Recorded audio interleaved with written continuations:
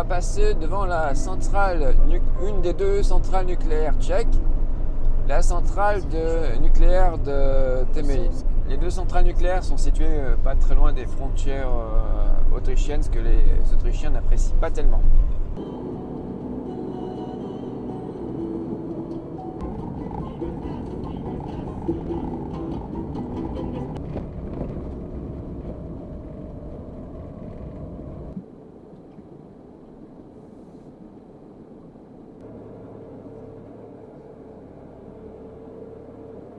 Je viens d'arriver dans un endroit un peu spécial, une sorte de campement où il y a des gens qui ont des caravanes à l'année en fait, qui est répertorié sur Park Fortnite. Malheureusement il fait nuit, enfin il est pas très tard, hein, je crois qu'il doit être 5h, 5h30, mais nous sommes en février. C'est un endroit à la fois mystérieux, étrange et très beau. Je vais vous montrer ça demain matin, de ce que j'ai vu. On est sur les rives d'un barrage et de l'autre côté, juste de l'autre côté du barrage, eh ben, il y a un très beau château. Encore un des plus célèbres châteaux de République tchèque. Je vous montre tout ça demain. Là, je vais me reposer un peu. Après, je vais faire réchauffer quelque chose. Et demain, je vous montre les alentours parce que c'est vraiment un endroit vraiment très spécial. Facile d'accès par une route asphaltée. Je pense que en saison, ça coûte 150 couronnes la nuit, que quelqu'un de la mairie vient récupérer l'argent. Personne n'est venu me voir pour l'instant. On verra si quelqu'un vient demain. Voilà, il est 8 heures. J'ai relativement bien dormi, contrairement à la nuit dernière.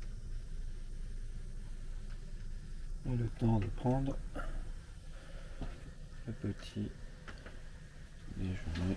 Première sortie du matin, il est 10 heures et enfin il fait pas encore chaud, le soleil, bien que le soleil se lève, il fait encore 1 ou 2 degrés.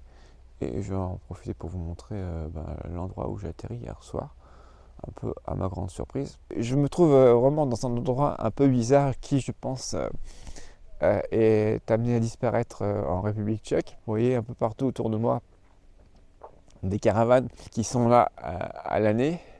Tout ça est légal en fait, je pense. J'ai rencontré une personne qui habite dans le coin qui m'a expliqué que en fait, je crois que ça doit coûter à peu près 14 000 couronnes.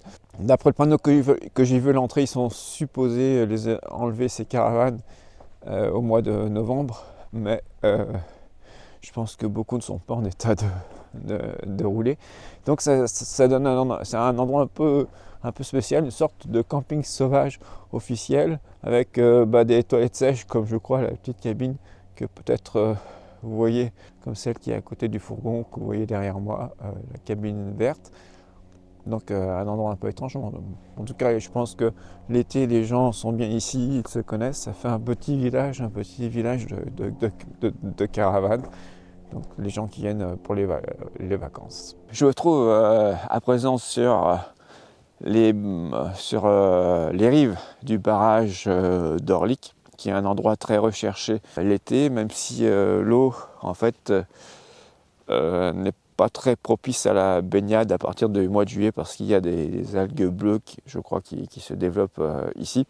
Là nous sommes en février, donc vous voyez il y a juste quelques pêcheurs derrière moi. Sinon c'est un endroit très calme. C'est un grand barrage. Je crois qu'en saison il y a même un ferry. Il y a beaucoup de... L'endroit où je me trouve, c'est une plage. Ici, l'eau est encore assez basse, elle monte un peu. Il y a des gens qui viennent se baigner, il y a plein de bateaux, de voiliers, enfin de bateaux de plaisance.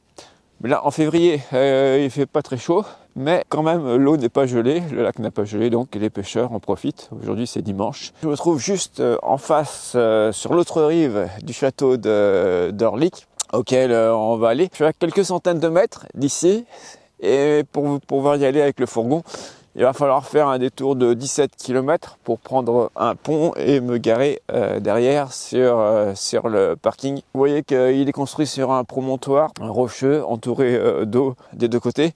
Le barrage, je vous rappelle que c'est le barrage sur la Vltava, la rivière qui part du sud du pays, du massif de Vlachimova, qui remonte jusqu'à Prague avant de se jeter dans l'Elbe. Voilà le château, malheureusement à contre-jour, donc on ne voit pas très bien. On va essayer d'y aller et de filmer de l'autre côté, depuis la partie sud, où on aura un meilleur éclairage.